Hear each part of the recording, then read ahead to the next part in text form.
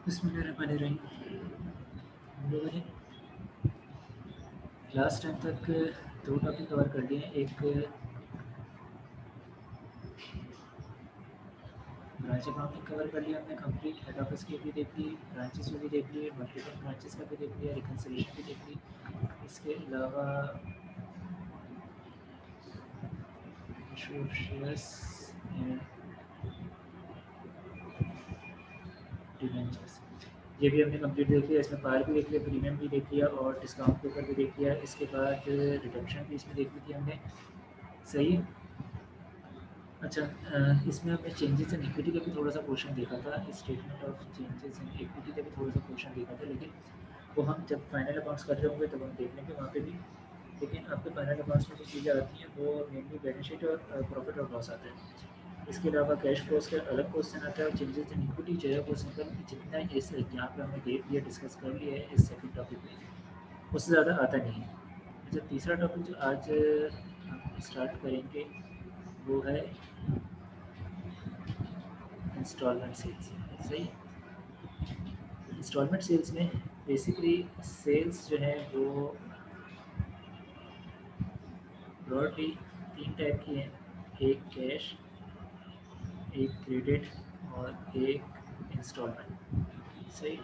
अच्छा, क्रेडिट मैं उसे ट्रीट कर रहा हूँ जो कि 100% या पार्शियल क्रेडिट पे है, एक ही पेमेंट में सारी की सारी कंप्लीट हो जानी है। सही है। यानी आप at the time of sale कोई पेमेंट हुई या नहीं हुई, इरिस्पेक्टिव ऑफ दैट जो भी पेमेंट हो रही है वो एक ही साथ एक ही बार में हो जानी है। तो इस तरह को मैं इस तरह की सेल्स को मैं क्रेडिट सेल में ट्रीट कर रहा हूँ। सही है। ये direct bank slash cash debit होता है, सेल क्रेडिट होती है। इसमें अकाउंट रिसीवेबल डेबिट हो जाएगा, फिर कैश या बैंक कुछ डेबिट हो जाएगा अगर है तो। सही है। और सेल्स क्रेडिट हो जाएगी। सही। ये जो है इंस्टॉलमेंट से लिए थोड़ा सा कॉम्प्लिकेटेड है। इसमें आपका तीन चार कॉन्सेप्ट इन्वॉल्व हो जाते हैं। एक आपका आ जाता है रियलाइज गेन। सही है। एक इसी का अपोजिट अनरियलाइज गेन। सही है। इसके अलावा आपका इंस्टॉलमेंट रिसीवेबल आ जाएगा और सेल्स के ऊपर क्या कोई इम्पैक्ट होगा ये देखना होगा। हम नॉर्मल जो सेल करते हैं इसमें हमने ये एंट्री बना ली। इसको अगर ये डालते हैं सिंपल, ये करते हैं account receivable debit sales credit. सही है। ये एक एंट्री। अब हम इंस्टॉलमेंट की अगर बात करें तो इंस्टॉलमेंट में क्या होता है, इंस्टॉलमेंट में ये होता है कि एक अमाउंट है। सही है। इसको पीरियड्स में ब्रेक कर दिया जाता है और उस पीरियड की कुछ कुछ अमाउंट आप पे कर रहे हो तो जिस पीरियड से जितनी अमाउंट बिलोंग करती है वो अमाउंट आप पे कर रहे हो तो, और जब टोटल अमाउंट की पेमेंट हो जाती है तो वो चीज़ आपकी होगी, उस टाइम सेल होगी। अब क्वेश्चन ये आ रहा है कि जिस टाइम मैंने सेल की, क्या मैं ये वाली अमाउंट एज सेल ले लूँ या मैं जो अमाउंट मुझे रिसीव हुई है ये वाली अमाउंट में एज सेल सेल में किसे ट्रीट करूँगा। क्वेश्चन ये आता है। ये क्वेश्चन भी क्यों आ रहा है, ये क्वेश्चन भी इसलिए आ रहा है कि मेरे पास जो इन्वेंट्री है वो 100% चली गई। सही है। ये ट्रांसफ़र हो चुकी है 100%, ये पार्शियली ट्रांसफ़र नहीं हुई, लेकिन जो उसके अगेंस्ट मुझे प्रोसीड्स मिल रही है वो मुझे पार्शियली मिल रही है। तो इस इन्वेंट्री का जो एक्सपेंस होगा वो एक्सपेंस मैं कितना दूँ, 100% लूँ। अगर मैं सेल 100% लूँगा तो ये एक्सपेंस 100% देना बनता है। सही है। मैचिंग प्रिंसिपल है ना, जिस पीरियड से जितना एक्सपेंस बिलोंग करता है उसी पीरियड की मेरे पास सेल भी बिलोंग करनी चाहिए। तो अगर मैं 100% एक्सपेंस दे रहा हूँ तो मुझे इससे रिलेटेड 100% सेल भी लेनी चाहिए। क्या 100% एक्सपेंस लेना मुनासिब है या 100% सेल लेना मुनासिब है? यहाँ पे मेजॉरिटी तो ये बोल रही होगी कि 100% सेल लेने यहाँ पे मुनासिब तो नहीं है। क्यों? क्योंकि फ्यूचर में जा कर के ऐसा पॉसिबल है कि इसने 2 इंस्टॉलमेंट देगी, उसके बाद मुझे गुड्स जो है वो रिटर्न आ गए, तो मैं सेल तो रिवर्स नहीं करूँगा। सही है, इसका मतलब है मेरी सेल तो नहीं हुई, उसके पास राइट था कि वो रिटर्न कर दे, तो उसने रिटर्न कर दिया। इसका मतलब है कि जो सेल थी वो एक्चुअली हुई नहीं थी, मेरे पास से सारे राइट्स एंड रिस्पॉन्सिबिलिटीज़ ट्रांसफ़र नहीं हुए थे। मेरे पास स्टिल कुछ रिस्पॉन्सिबिलिटी थी, वो ये थी कि सामने वाला अगर रिटर्न करता है तो मैं एक्सेप्ट कर रहा हूँ, और सामने वाले को मैंने एक ऐसा राइट दिया था कि वो इस चीज़ को डिनाई कर सकता है। तो जब ऐसी राइट मौजूद है उसके पास और मेरी रिस्पॉन्सिबिलिटी है कि मैं एक्सेप्ट करूँ, तो इसका मतलब है सेल तो नहीं हुई। सेल नहीं हुई तो कॉस्ट ऑफ सेल भी पूरी 100% नहीं जानी चाहिए। सही है, तो इसके लिए इंस्टॉलमेंट सेल में कॉन्सेप्ट इंट्रोड्यूस हुए हैं, रियलाइज्ड गेन या लॉस और अनरियलाइज्ड गेन और लॉस। सही, इंस्टॉलमेंट की सेल कहीं पे भी नहीं आ रही। सही है, मैं फाइनेंशियल स्टेटमेंट में कहीं पे भी सेल रिपोर्ट नहीं करता, मैं उससे रिलेटेड अनरियलाइज्ड गेन या रियलाइज्ड गेन जो भी है वो मैं रिपोर्ट कर रहा हूँ। तो आगे जाके देखेंगे हमें पी&एल में क्या करना है, बैलेंस शीट में क्या करना है। सही है, ये है छोटा सा कॉन्सेप्ट इंस्टॉलमेंट का, यानी जो मेरी टोटल अमाउंट है सेल की, उसको मैंने ब्रेक कर दिया छोटी छोटी अमाउंट में, और एक पीरियोडिकल पेमेंट जो है वो एग्री कर लिया कि मुझे मिलता रहे, और मैंने गुड्स 100% पूरे के पूरे eight the time of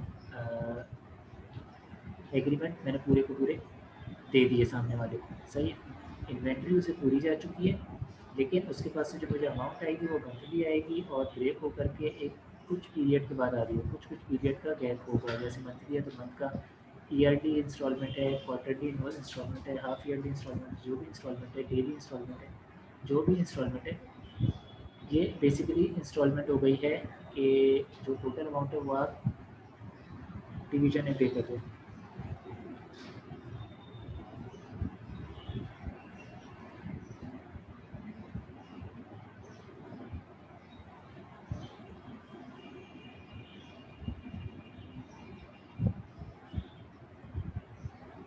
instalment cell के बारे में थोड़ा सा समझ लिया।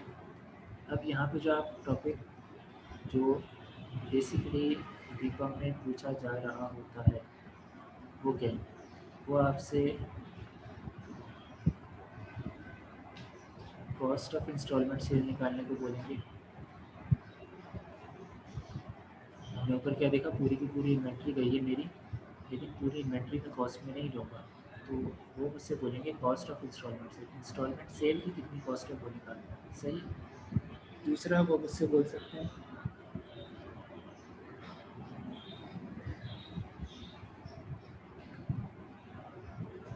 रियलाइज प्रॉफिट और लॉस कंप्यूट करते हैं। तीसरा मुझसे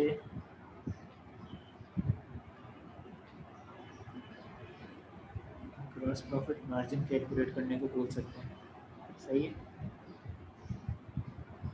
चौथा अनरियलाइज प्रॉफिट और लॉस कंप्यूट करने को बोलेंगे। छठा मुझसे जनरल एंट्रीज का बोलेंगे। सही है। अब हम कॉस्ट ऑफ इंस्टॉलमेंट की तरफ जाते हैं। सही, कॉस्ट ऑफ इंस्टॉलमेंट से अच्छा, यहाँ पे जब हम कॉस्ट निकाल रहे होंगे, जब हम कॉस्ट निकाल रहे होंगे तो जो टोटल कॉस्ट है, सही, जो टोटल कॉस्ट का आइटम मेरे पास से गया है किसी भी बायर को, किसी भी कस्टमर को, वो मेरी total cost of instalment sale है। मैं कितनी अमाउंट मुझे रिसीव हुई है मैं इसके हिसाब से कंप्यूट नहीं करता। एग्जांपल के तौर पे मैंने सेल किया है एक आइटम 1 लाख में। सही है, और इसके लिए जो आइटम मैंने परचेज़ किया था मेरी जो रॉ मटेरियल पे कॉस्ट थी वो मेरी थी, रॉ मटेरियल जो मैंने परचेज़ किया था वो मेरे पास था 50,000 का,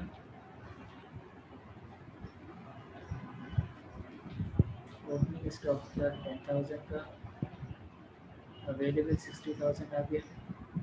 इस पर कुछ ओवरहेड्स इनकर हुए 5,000 पे, ये 65,000 हो गया। सही है।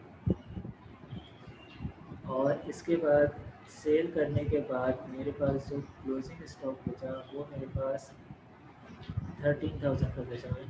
सही। तो 52,000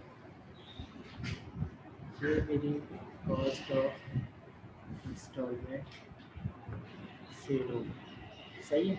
यानी जो टोटल कॉस्ट मुझे पड़ी है मैं उसको cost of instalment sale consider करता हूँ। और जब मुझे ग्रॉस प्रॉफिट मार्जिन निकालना है इसके ऊपर, ग्रॉस प्रॉफिट मार्जिन अगर निकालना है तो मैं क्या करता हूँ, मैं जो ये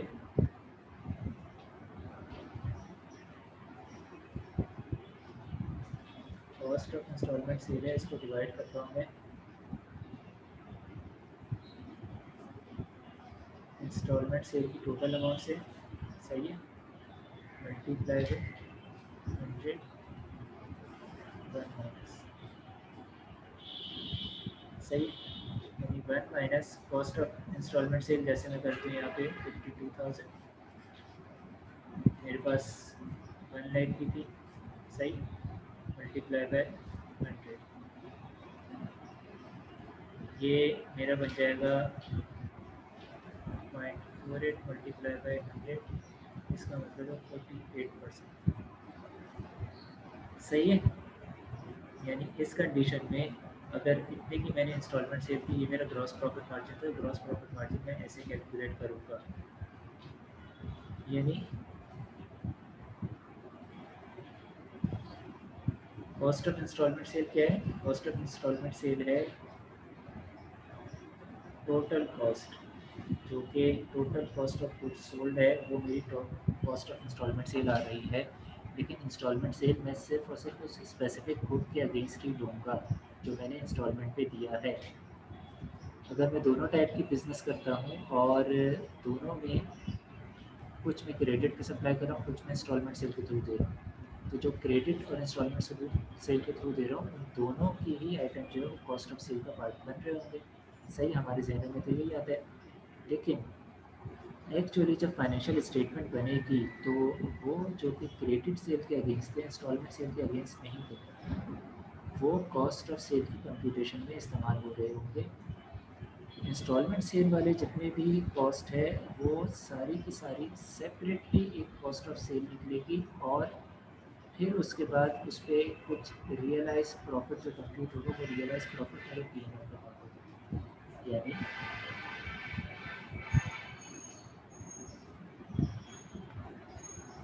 क्रेडिट सेल में मेरी sale less cost to cell,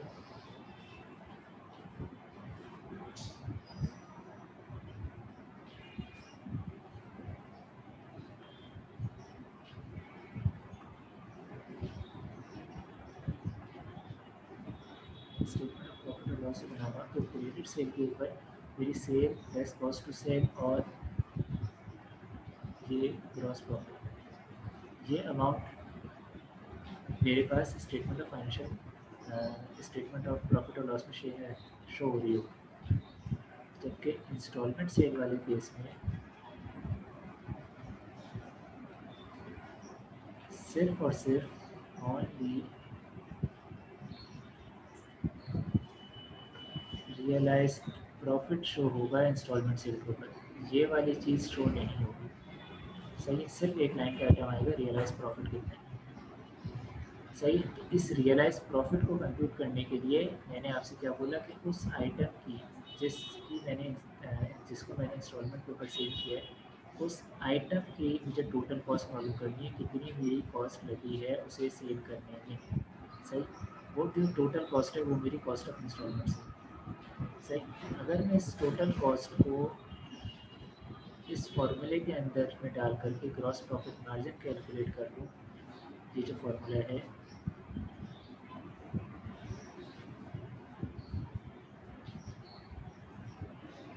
तो ये मेरा सेकंड पॉइंट भी कंप्लीट हो जाएगा, सॉरी थर्ड पॉइंट भी कंप्लीट हो जाएगा। सही, ग्रॉस प्रॉफिट मार्जिन मेरा ऐसे निकल आएगा, यानी मुझे मेरे पास अगर कॉस्ट ऑफ इंस्टॉलमेंट सेल मौजूद है, मेरे पास सेल की अमाउंट मौजूद है, तो मैं ग्रॉस प्रॉफिट मार्जिन निकाल सकता हूँ। वंस मैंने ग्रॉस प्रॉफिट मार्जिन निकाल लिया, सही है, वंस मैंने ग्रॉस प्रॉफिट मार्जिन निकाल लिया,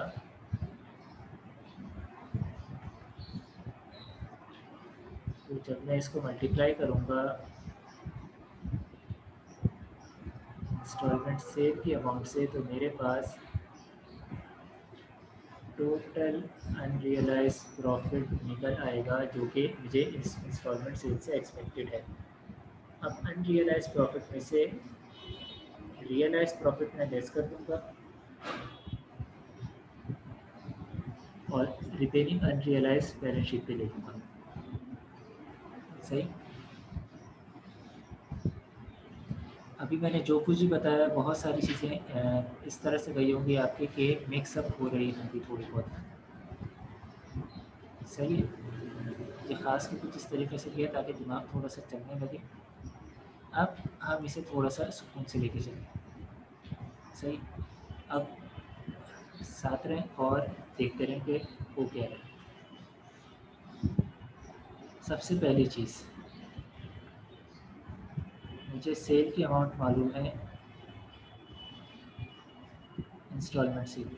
सही है, दूसरी चीज़, मुझे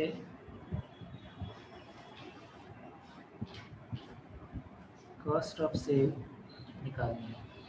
सही, सिर्फ और सिर्फ मुझे ये मालूम है, और कॉस्ट ऑफ सेल के लिए डाटा दिया हुआ है। क्या डाटा दिया हुआ है मेरे पास? Opening stock, purchases, overheads, closing stock.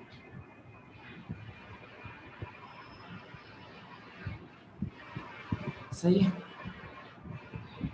जब मैं क्लोजिंग स्टॉक लेस कर दूंगा तो मेरे पास कॉस्ट ऑफ सेल आ जाएगी। अब मेरे पास कॉस्ट ऑफ सेल आ गई, तो मैं ग्रॉस प्रॉफिट मार्जिन निकालूंगा, जो है 1 minus cost of sale divide by sale. अच्छा, ये सेल और कॉस्ट ऑफ सेल का जो मैं नाम ले रहा हूँ, इसका मतलब है इंस्टॉलमेंट सेल मल्टीप्लाई बाय 100। ये सीक्वेंस बन गई। आपको सिर्फ और सिर्फ एक डाटा ये अवेलेबल था, ये डाटा अवेलेबल था, आपको कॉस्ट ऑफ सेल कैसे निकालनी है वो यहाँ पे आपके पास आ गया। Opening stock, add purchases, add overheads, less closing stock, आपके पास कॉस्ट ऑफ सेल आ जाएगी। कॉस्ट ऑफ सेल आ गई, आप ग्रॉस प्रॉफिट मार्जिन कंप्लीट कर सकते हैं। ग्रॉस प्रॉफिट मार्जिन आपके पास आ गया। अब आपके पास नेक्स्ट स्टेप होता है अनरियलाइज गेन कंप्यूट करने का, गेन स्लैश लॉस।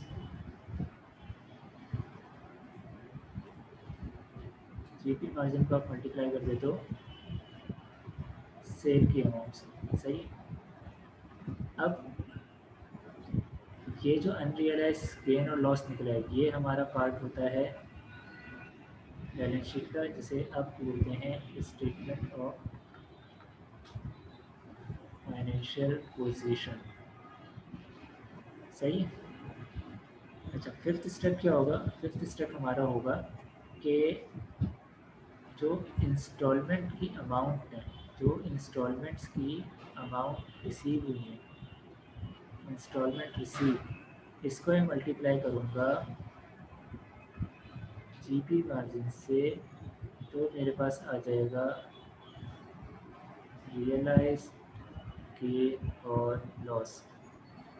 सही है, जितना भी ये रियलाइज गेन और लॉस है वो इसमें से हर हालत में रिड्यूस किया जाएगा। यानी जब मैंने इंस्टॉलमेंट सेल की तो सबसे पहला काम मैंने किया कि मैंने अनरियलाइज गेन और लॉस निकाला, बिल फर्स्ट इंस्टॉलमेंट सेल यानी कि वही एग्जाम्पल लेते हैं, 1 लाख की थी, सही है। मेरे पास अनरियलाइज गेन कितना आया था, 48% ऑफ 1 लाख, यानी 48,000 आ गया था, सही। मैं सपोज़ करता हूँ ये इंस्टॉलमेंट जो थी वो 25,000 की 4 इंस्टॉलमेंट थी, सही, और मुझे 2 इंस्टॉलमेंट मिल गई है। तो इंस्टॉलमेंट रिसीव्ड 50,000, सही, मल्टीप्लाई बाई जीपी मार्जिन, ये आपका आ जाएगा 48%, ये कितना हो गया 24,000। ये आपका है रियलाइज गेन। और आप यहाँ पे रियलाइज गेन कंप्यूट करने के बाद एक एंट्री करते हो, अनरियलाइज गेन को डेबिट करते हो, जो मैं करूँगा 24,000 से, और रियलाइज गेन को क्रेडिट करोगे 24,000 से, सही। ये जो इम्पैक्ट है ये जाएगा प्रॉफिट और लॉस में, ये जो इम्पैक्ट है ये रहेगा बैलेंस शीट के ऊपर, सही है। यहाँ तक कोई मसला? जो इंस्टॉलमेंट सेल कर रहे हैं तो ये काम हमने किया, सही।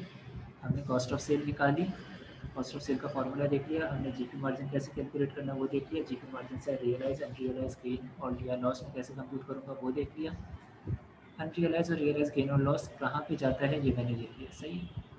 अब एक चीज़ आती है कि आपको जो सेल हुई थी, आपने जो सेल की थी वो आपको रिटर्न होगी, सही, या रिटर्न नहीं हुई, उसने रिटर्न नहीं किया, आपको इंस्टॉलमेंट नहीं मिल रही थी, आपने रीपजेस कर दी, सही। तो फिर मैं क्या करूँगा, तो जो मैं रीपजेस कर रहा हूँ ना, इसमें मैं करूँगा, इसका तरीका ये होगा कि इसमें 3 चीज़ें देखी जाएंगी। एक, कॉस्ट क्या थी, दूसरा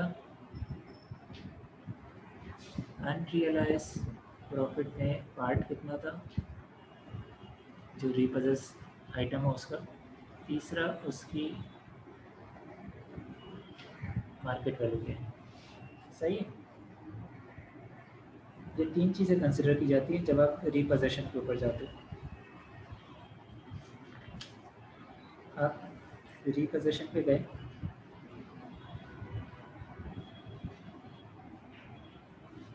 आपके पास जो बैलेंस शीट में आइटम आ रहा होता है, आपने जैसे 2018 में सेल की थी, सही है, और 5 ईयर्स में ये रिकवर होना था, सही, 19, 20, 21, 22, 23 में जाकर रिकवर होना था। 21 में आकर के आपने ये अमाउंट, ये आइटम जो है वो रीपोजेस कर दिया,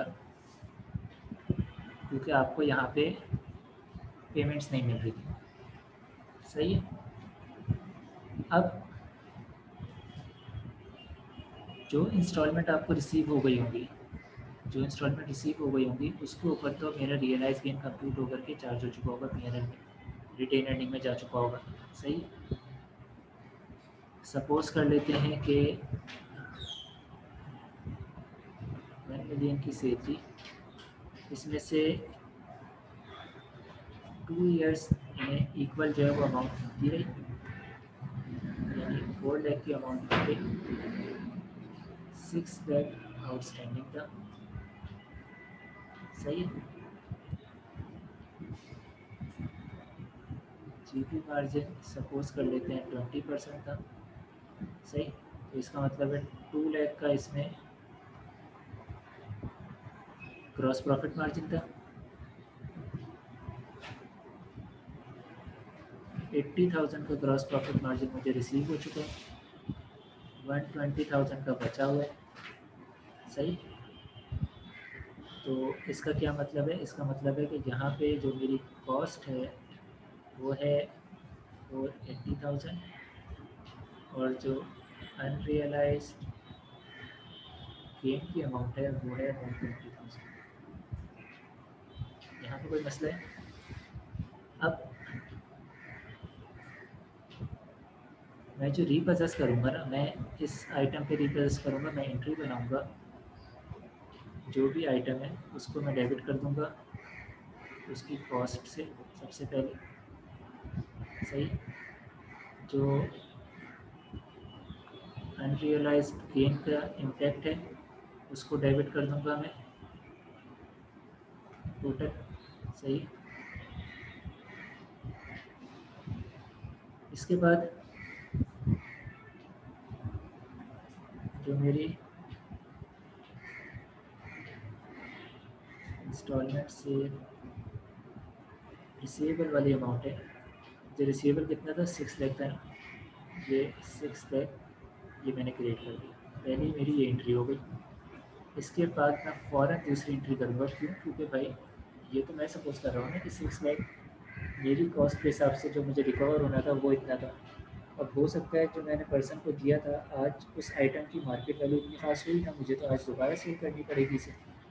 वो 4 लाख का ना हो, 4,80,000 की वैल्यू उसकी हुई ना, या तो हो सकता है उसकी वैल्यू बढ़ गई या कम हो गई हो।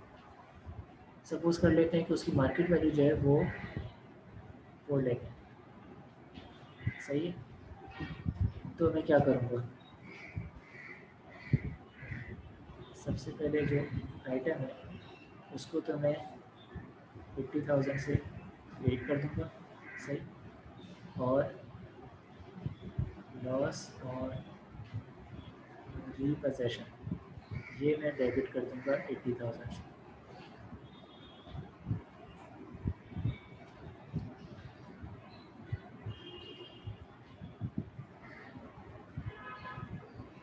यहाँ तो कोई मसला?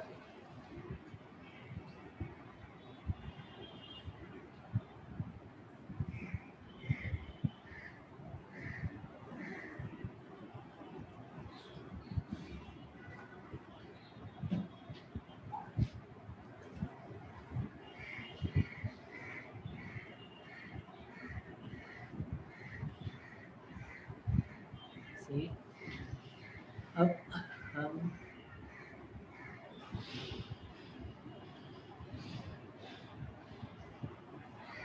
एक क्वेश्चन कर लेते हैं, तो अगर कोई इशू होगा भी तो वो इशू सॉल्व हो जाएगा।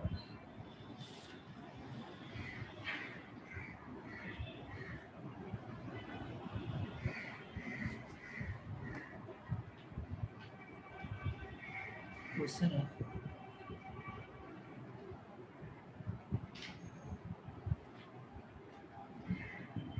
एमएक्स और एक्स लिमिटेड पास रेफर क्वेश्चन है आपका, लेकिन ये हर कोई लिख रहा होगा जैसे मैं बता रहा हूँ। एमएस और x limited uses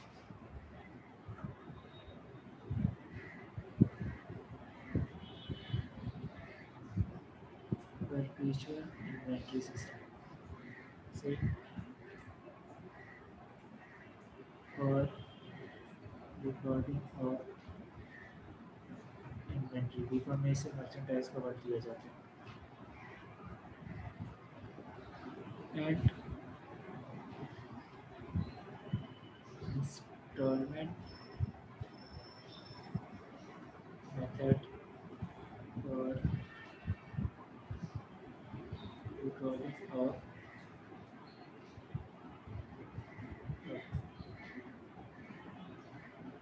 the following transaction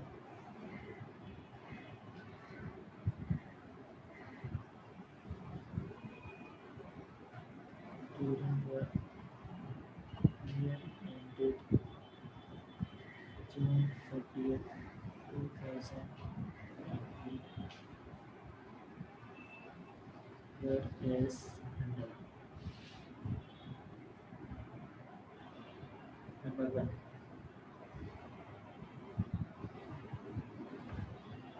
opening inventory 140,000,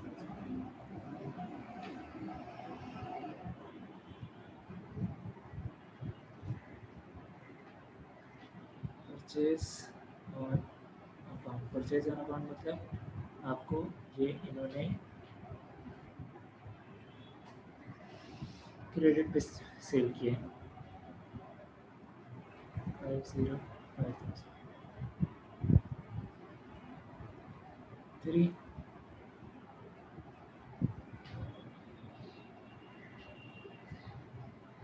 goods return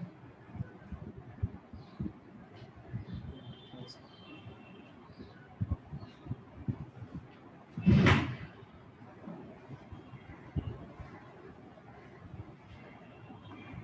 instalment से जो बनेगी वो की 840,000 सही। इसके अलावा कैश जो कलेक्ट हुआ है वो हो गया इनके पास 430,000 का सही। इसके अलावा इन्होंने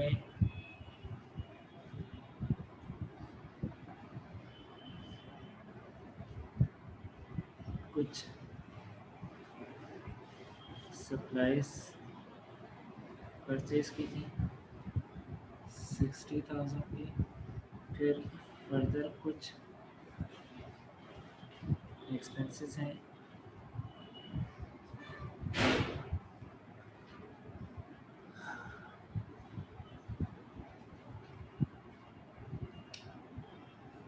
बल्कि ये करें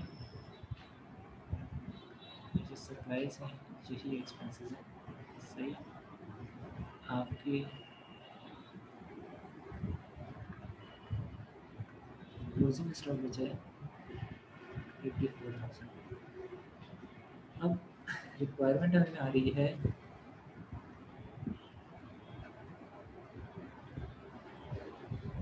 रिक्वायरमेंट है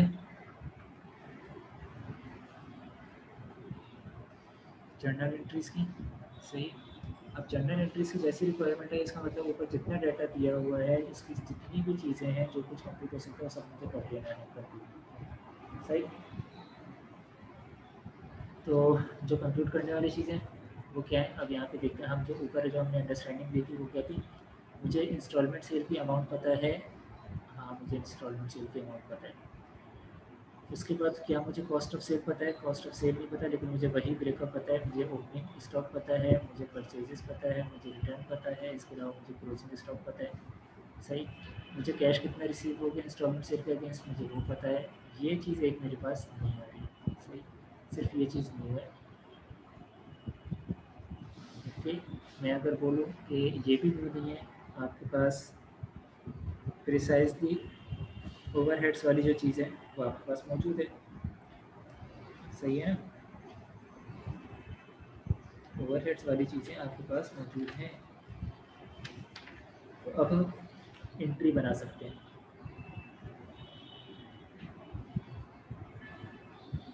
उन्होंने यहाँ पे सप्लाईज परचेजेस की बात की है। सप्लाईज परचेजेस बेसिकली इन्वेंट्री से ही यूजुअली बिलोंग करेगा। हो सकता है ये इन्वेंट्री का आइटम हो सकता है किसी स्टोरेज स्पेयर्स का आइटम हो सही है। मे भी फिक्स एसेट की भी सप्लाईज हो सकती हैं, ऑफिस सप्लाईज वाली चीज़ भी हो सकती है। लेकिन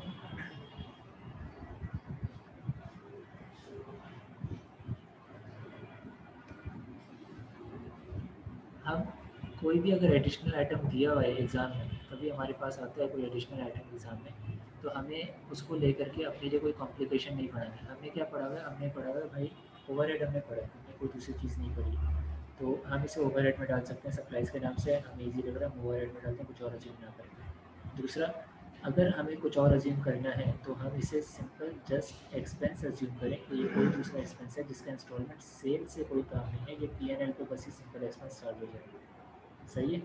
यानी दो तरह के एक्सपेंसेस हो गए, एक वो हो गए जो कि ओवरहेड का आइटम है, ओवरहेड का आइटम जो है वो कॉस्ट ऑफ सेल का पार्ट बनेगा। एक वो हो गया जो ओवरहेड का आइटम नहीं है, वो सिंपल हम P&L पे चार्ज कर देंगे, उसका इंस्टॉलमेंट सेल से कोई लेना देना नहीं है, उसकी सिर्फ सिंपल एक एंट्री बनेगी, एक्सपेंस डेबिट हो जाएगा, पेबल क्रेडिट हो जाएगा या कैश क्रेडिट हो जाएगा सही। अब एक ऐसी क्वेश्चन है वो ये कि मैं ये क्वेश्चंस क्यों लिख पाता हूँ यहाँ पे, मैं एक क्वेश्चन लिख पाता क्यों, सिंपल अगर ये पास्ट पेपर का ही क्वेश्चन है तो मैं पास्ट पेपर के ही क्वेश्चन से डायरेक्ट क्यों नहीं पढ़ा देता। मैं बता दूँ रेफरेंस से, तो आप जाकर वो क्वेश्चन खोल लो और देख लो। मैं बेसिकली जो ये क्वेश्चन है इसमें थोड़े से चेंजेस करता हूँ, सही। और दूसरी चीज़ चेंजेस मैं इसलिए करता हूँ कि आपको अगर जब पास्ट पेपर आप सॉल्व कर रहे हो तो ऐसा ना हो कि आप पास्ट पेपर देख करके निकलना शुरू कर दो, सॉल्व ना करो। ये जो मैंने क्वेश्चन करवाया है, ये आपके पास्ट पेपर के क्वेश्चन से 100% मैच नहीं करेगा। इसका रिज़ल्ट और पास्ट पेपर के क्वेश्चन का रिज़ल्ट डिफरेंट होगा, सही है। तो एक तो ये चीज़ है। दूसरी, अभी जिस तरीके से मैंने बताया कि आपने कैसे डेटा को तैयार करना है, डेटा में क्या चीज़ें चाहिए, वो आपको देखनी है। मैंने इंस्टॉलमेंट सेल में क्या करा था, मैंने बोला था कि इंस्टॉलमेंट सेल की अमाउंट मुझे गिवन होगी, तो मुझे कॉस्ट ऑफ सेल निकालनी है, मुझे मार्जिन निकालना है, मुझे अनरियलाइज रियलाइज प्रॉफिट निकालना है। उसके बाद मुझे पी&एल पे इम्पैक्ट देखना है, और फिर कुछ होगा तो वो देखा जाएगा, सही है। अगर रिपोजिशन हो रही होगी तो रिपोजिशन देखना है। तो यहाँ पे हमने वो सारी चीज़ें देख ली। रिपोजिशन यहाँ पे नहीं मिली, रिपोजिशन हम आगे ऐड कर लेंगे, सही है। तो सबसे पहला स्टेप हमारा क्या था, सबसे पहला स्टेप था हमें एक कंप्यूट करना था कॉस्ट ऑफ इंस्टॉलमेंट्स, सही। कैसे कंप्यूट करेंगे, हम लेंगे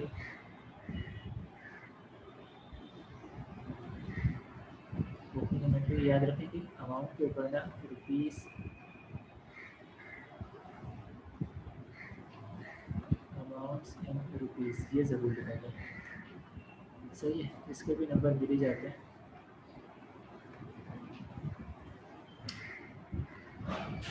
तो हमने ले लिया amounts in rupees. Opening inventory कितनी थी, ओपनिंग इन्वेंट्री मेरे पास थी 145,000, सही। फिर उसके बाद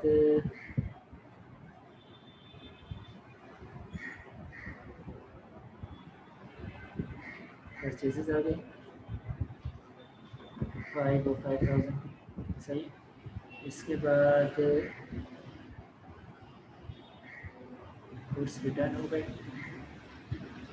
20,000, सही। कितना हो गया सब, कोई बताएगा।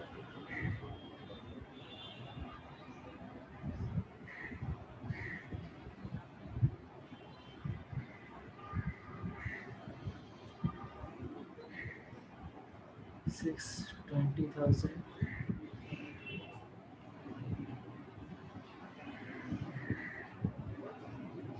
630,000,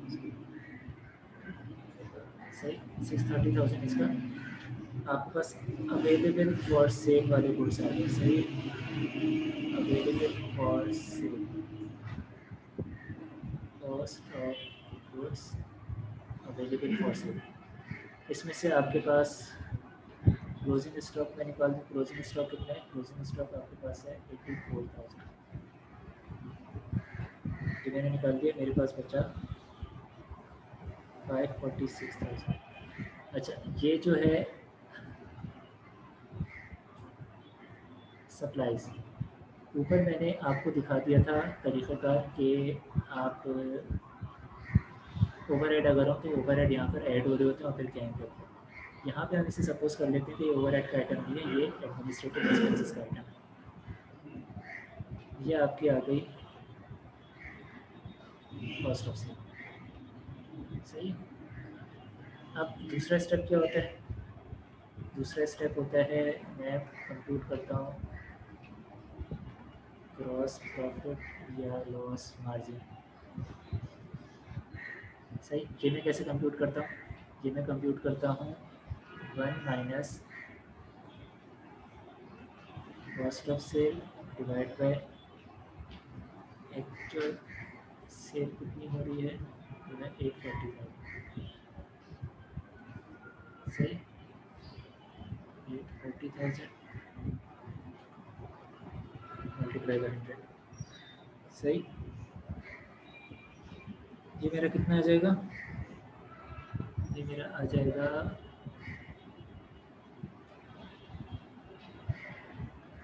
35%। तीसरी मैं क्या चीज़ निकालता हूँ, मैं निकालता हूँ अनरियलाइज्ड गेन या लॉस, सही। अनरियलाइज गेन और लॉस जो मैं निकाल रहा हूँ, ये कैसे आएगा? ये आएगा जो सेल की अमाउंट है उसको मल्टीप्लाई करूँगा मार्जिन की अमाउंट से, जो रिजल्ट दे रहा होगा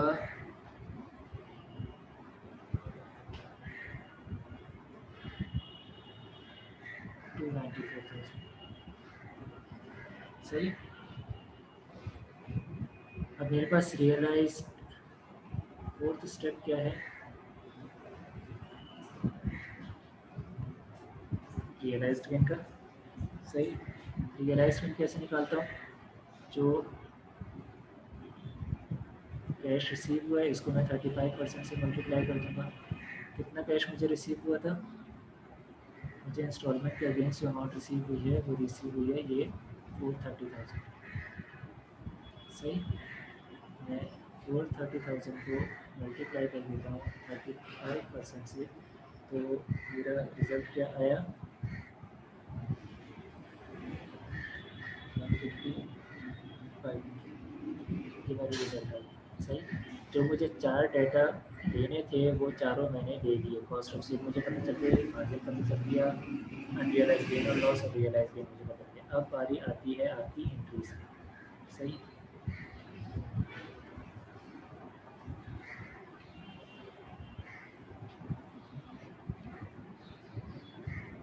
सबसे पहली एंट्री क्या काम हुआ था? मैंने की थी इंस्टॉलमेंट सेल। सही। तो इंस्टॉलमेंट सेल अगर मैंने की है तो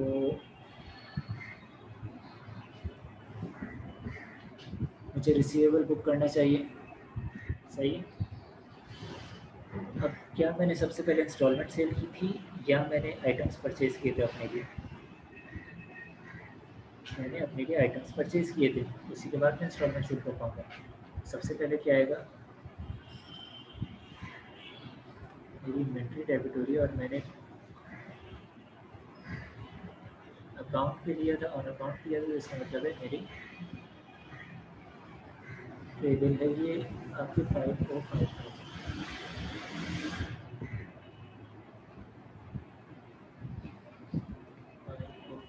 से डेबिट ये दोनों। सही। दूसरी एंट्री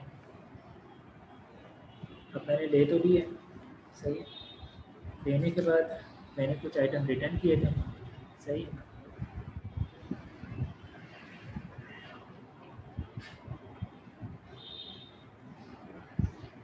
$20,000 से किए थे जहाँ तक मुझे याद आ रहा है। सही। ये है रिकॉर्ड परचेज और इन्वेंट्री और to record return of damage goods. इसके बाद मैंने क्या किया था? इसके बाद अब मैंने सेल की थी। सही। सेल की थी तो सेल क्या होगा? मेरे पास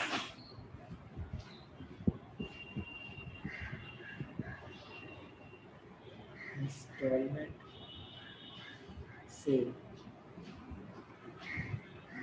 रिसीवेबल डेबिट हो जाएगा 840 से की थी मेरे ख्याल से मैंने।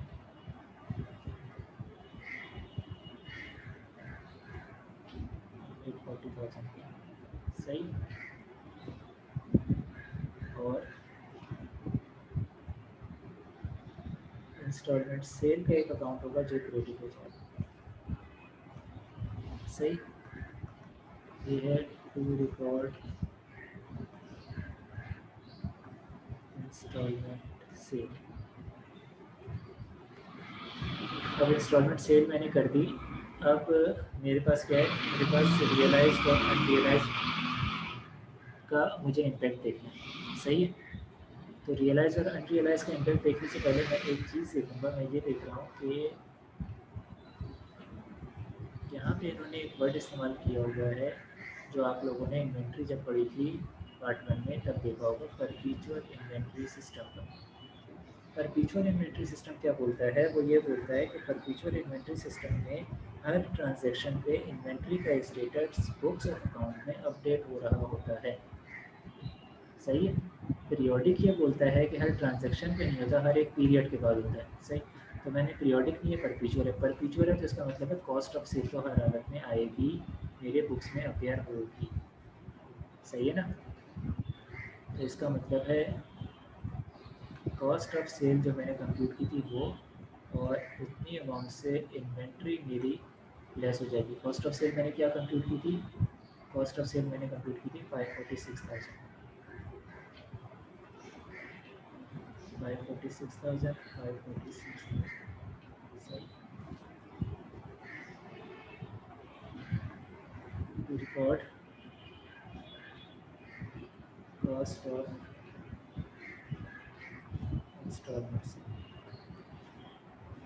अब आता है मेरे पास मामला सिर्फ और सिर्फ इंस्टॉलमेंट के ऊपर जो रियलाइज या अनरियलाइज गेन। पहले मैंने क्या कंप्यूट किया था? पहले मैंने अनरियलाइज गेन कंप्यूट किया। सबसे पहला काम यही करते हैं, अनरियलाइज गेन। तो सबसे पहली एंट्री भी अनरियलाइज गेन की ही होगी। और मैंने क्या बताया था कि आपके पास जो प्रॉफिट और लॉस की स्टेटमेंट है, इसमें इंस्टॉलमेंट सेल कहीं नहीं जाती, इंस्टॉलमेंट सेल की जो कॉस्ट है वो कहीं शो नहीं होती। सही। हमारे पास शो क्या होते हैं? रियलाइज गेन या अनरियलाइज। सही। अब मैं क्या करूँगा, जो मैंने सेल बुक की थी इंस्टॉलमेंट सेल, वो मैं रिवर्स कर दूँगा 840,000 से। जो मैंने कॉस्ट डेबिट की थी वो मैं रिवर्स कर दूँगा कॉस्ट ऑफ सेल। ये दोनों अकाउंट ख़त्म हो गए 546,000 से। सही। अब उसके बाद एक अकाउंट आ गया मेरे पास अनरियलाइज प्रॉफिट का, जो मेरे पास कितना बन रहा है? अनरियलाइज प्रॉफिट हमने कंप्यूट किया था वैसे 294,000। सही। ये आ गया 294,000। ठीक है। To record unrealised profit on instalment sales. सही। सिक्स्थ एंट्री क्या थी? सिक्स्थ एंट्री थी रियलाइज प्रॉफिट और लॉस की। सही। रियलाइज प्रॉफिट के लिए मैं, जैसे पहले मैंने एंट्री बताई है, अनरियलाइज प्रॉफिट में कर दूंगा डेबिट, और रियलाइज प्रॉफिट में कर दूंगा क्रेडिट। मेरे ख्याल से ये एंट्री 500 की थी। सही है।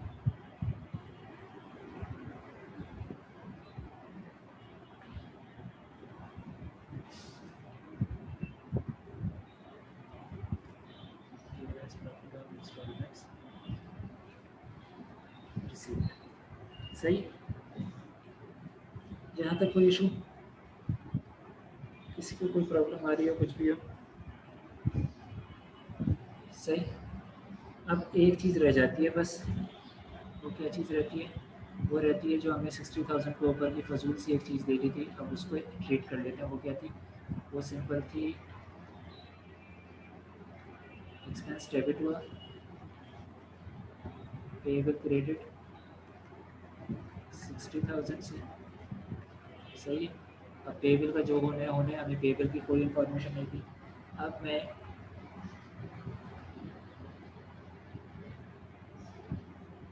रिटेन अर्निंग, इसे आप नाम देते हैं प्रॉफिट और लॉस स्टेटमेंट। 60,000 से डेबिट कर दूंगा और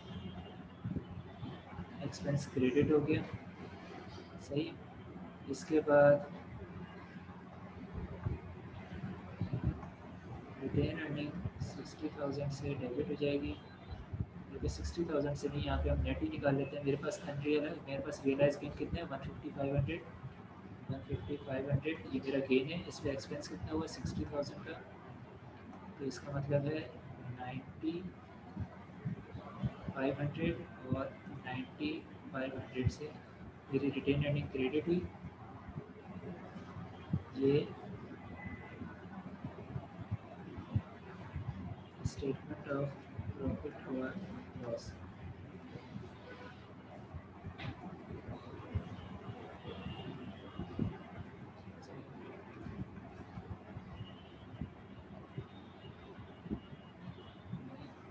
जल्दी में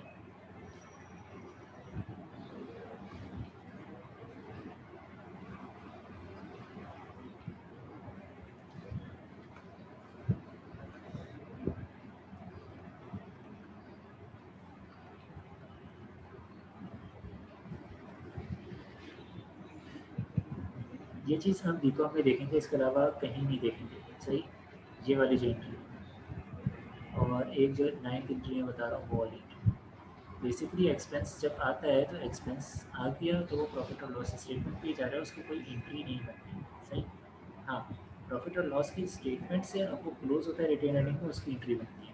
सही, इसकी कोई एंट्री बननी नहीं चाहिए, लेकिन बीकॉम के लेवल पर हमें ज़बरदस्ती पढ़ाया जाता है कि हम पहले लेजर अकाउंट से चीज़ें निकाल के स्टेटमेंट के ऊपर डालें। तो हमने लेजर अकाउंट किया था, मेरे पास एक्सपेंस का था, उससे मैंने चीज़ निकाली, एक्सपेंस निकाला, प्रॉफिट और लॉस की स्टेटमेंट पर डाला। सेम इसी तरीके से रियलाइज प्रॉफिट भी मैं निकालूंगा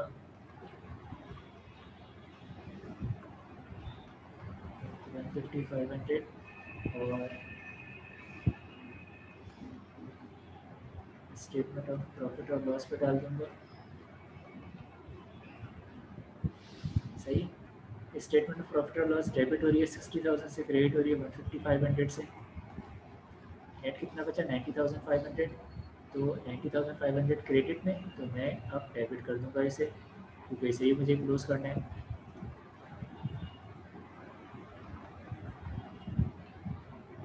90,500 से डेबिट किया और रिटेन अर्निंग्स 90,500 से क्रेडिट। सही है। अच्छा, अब एक क्वेश्चन आप लोगों के जहन में आ सकता है कि रिमेनिंग आइटम का क्या किया। सही है, तो रिमेनिंग आइटम के लिए हम देख लेते हैं जो बैलेंस शीट है या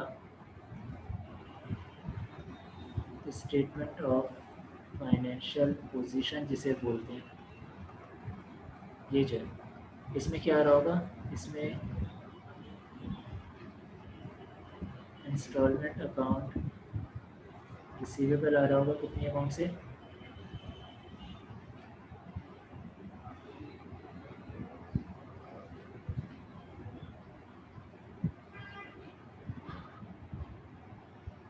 मुझे 430 का रिसीव हुआ था और 840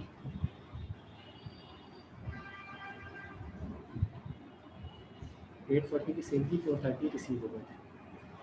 इसका मतलब 410 से मेरे पास अकाउंट रिसीवेबल आ रहा होगा। सही है, इसके अलावा मेरे पास अकाउंट पेबल भी आ रहा होगा, कितने से, मैंने 60,000 के एक्सपेंसेस किए थे। सही, और बाकी 5 और 5,000 की मैंने परचेजेस की थी। सही, उसके मैंने कुछ रिटर्न नहीं किया, इसका मतलब है ये मेरे पास 5 और 5,000 प्लस 60,000 565,000 ये आ रहा है। सही,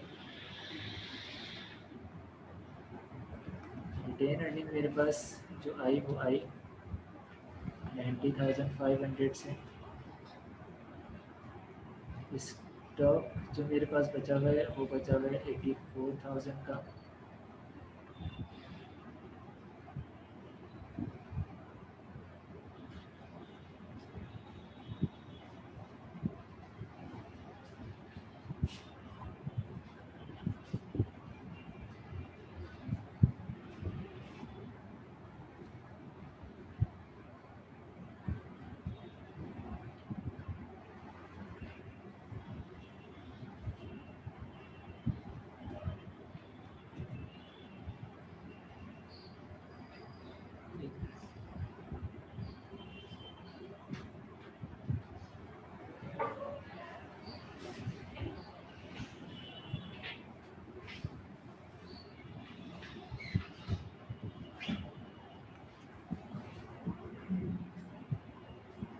सही, मेरे पास कैश कितना आया 430,000 पे मेरे पास कैश आ गया था। इसके बाद अनरियलाइज गेन मेरे पास कितना बच रहा था, 294,000 माइनस 150,500, ये आपका हो गया 143,500। सही।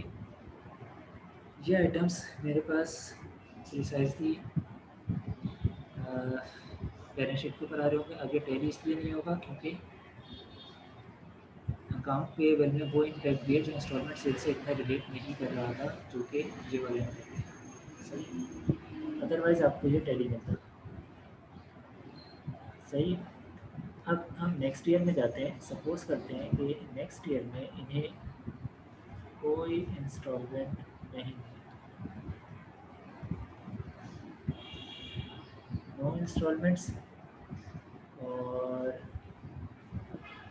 गुड्स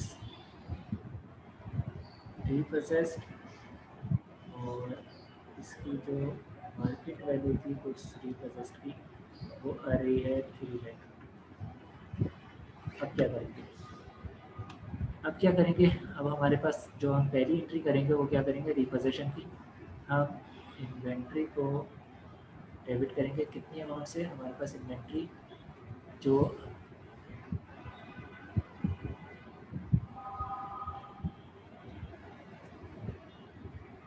हमें रिटर्न हो रही है वो कितनी अमाउंट की है।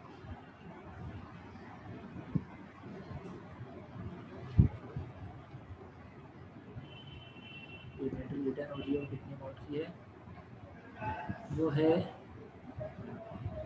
3 लाख की। सही। Market value. इसके बाद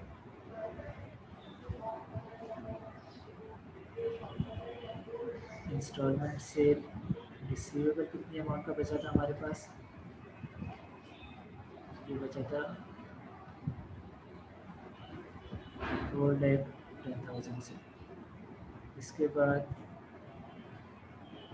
अनरियलाइज्ड गेन कितनी अमाउंट का बचा था, वो बचा था हमारे पास 143,500 का। सही।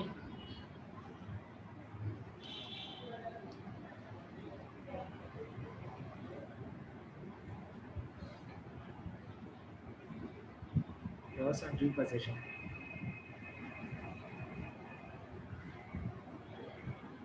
गेन ऑन रीपोजिशन, ये 33,500 का गेन ऑन रीपोजिशन हमें हो गया। सही है। जब हमने रीपोजेस किया तो हमें इतने का गेन हो गया। हमें क्या, हमें बेसिकली अगर उसी हिसाब से देखा जाए जैसे मैंने आपको पहले एक एग्जांपल दी थी, उस हिसाब से अगर देखा जाए तो क्या है, तो ये है रिसीवेबल और ये है मार्जिन। मार्जिन हमारे पास था 35%। सही। मैंने 840 का बेचा था जिसमें 294,000 का मार्जिन था। सही। सेफ।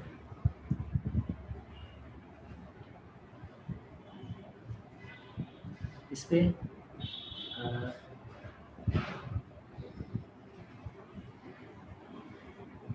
रियलाइज़ कितना हो गया, 430,000 मुझे रिसीव हुआ, जिसमें से 150,500 जो है वो मार्जिन था।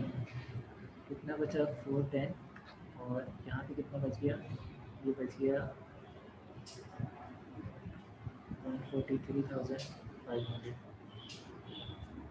सही। इसका मतलब है कॉस्ट कितनी है, वो 10,000 जिसमें रिसीवेबल और उसका प्रॉफिट जो कॉस्ट है और उसकी जो प्रॉफिट है दोनों के इम्पैक्ट शामिल है। इसमें से मैं 143,500 अगर मैं लेस कर देता हूँ, कॉस्ट आ जाएगी मेरे पास। वो कितनी आ रही है, वो आ रही है 500।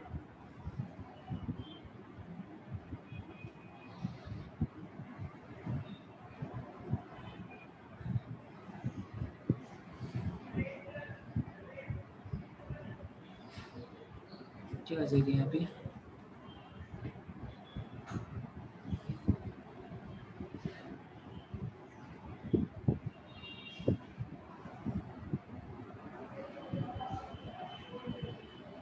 266,500 सही। और मार्केट जो मुझे आइटम मिला है उसकी मार्केट वैल्यू क्या है, वो है 3 है। सही, दोनों का डिफरेंस 33,500। इतने का आइटम मुझे रिटर्न हुआ है जो कि इतने में सेल हो जाएगा, इसका मतलब मुझे प्रॉफिट है, तभी प्रॉफिट यहाँ पे सही है। इंस्टॉलमेंट सेल के तमाम एक्सपेक्ट हम यहाँ पे फ़िलहाल देख चुके हैं। सही, एक ही क्वेश्चन हमने लिया, उसी के ऊपर डिफरेंट सिनेरियोज बना लिए और इसे कंप्लीट कर दिया। इस पर कोई क्वेश्चन हो तो कल पूछ लीजिएगा। अभी कहीं इधर रखते हैं। नेक्स्ट चलो हम जो है वो कैश फ्लोज और फिर रेशो की वर्किंग के ऊपर जाएंगे। सही है, इसके बाद ऑब्जर्वेशन कॉस्ट है, फिर फाइनल अमाउंट्स। चलिए जी, अल्लाह हाफिज़।